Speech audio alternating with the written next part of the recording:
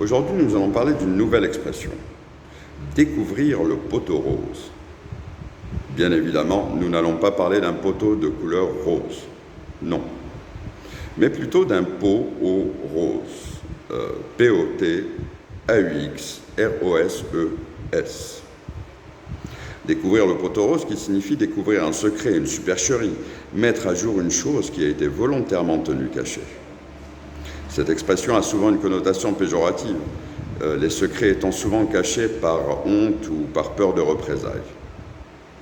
Mais alors, d'où vient cette expression ? Cette fois, je vais essayer de vous le dire, car il y a un grand mystère autour de cette expression qui date du XIIIe siècle. Mais nous allons plutôt partir ensemble et tenter de découvrir ce poteau rose. Pour commencer, nous allons parler de la symbolique de la rose dans l'expression.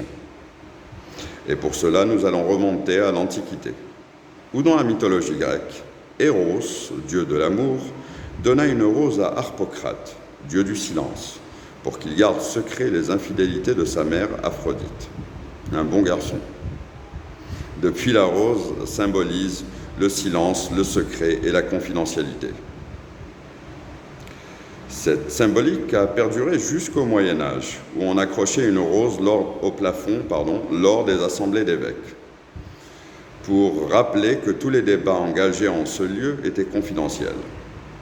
D'où l'expression « parler sub rosa », sous la rose, sous le sceau du secret.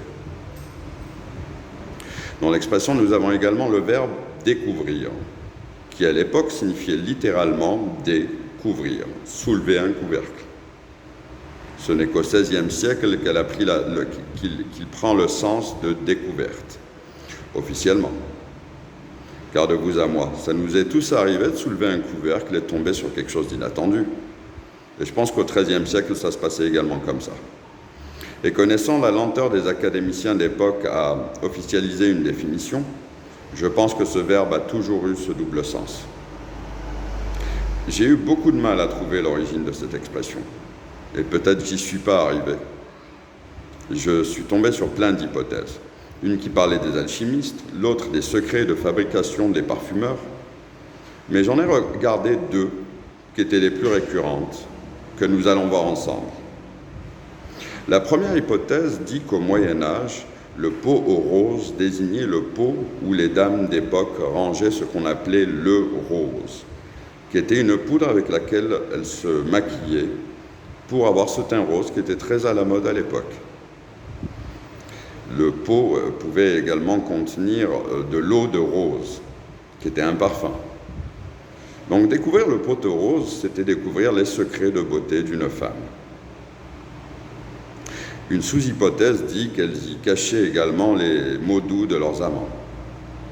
Mais le pot aux roses s'écrit au singulier, alors que le poteau rose de l'expression, c'est toujours écrit au pluriel.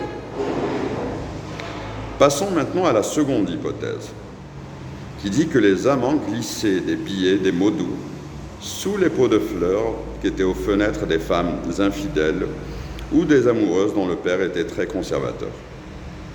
Et gare à celles dont le mari ou le père sévère découvre le poteau rose, au pluriel.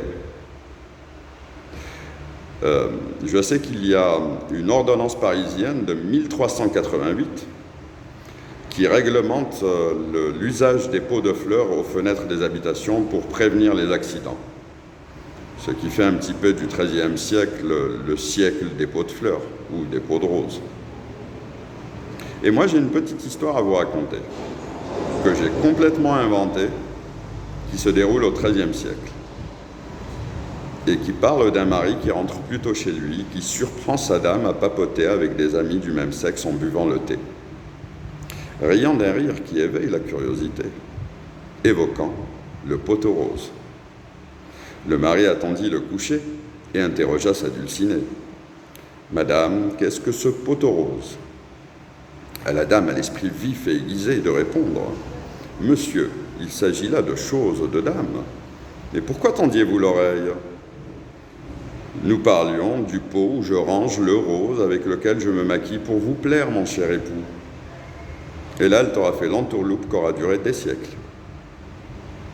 Et moi, du coup, je ne sais pas si on a trouvé le poteau rose, et je ne sais pas si on le trouvera un jour. Et je ne sais pas si on le doit, car ce secret appartient au passé.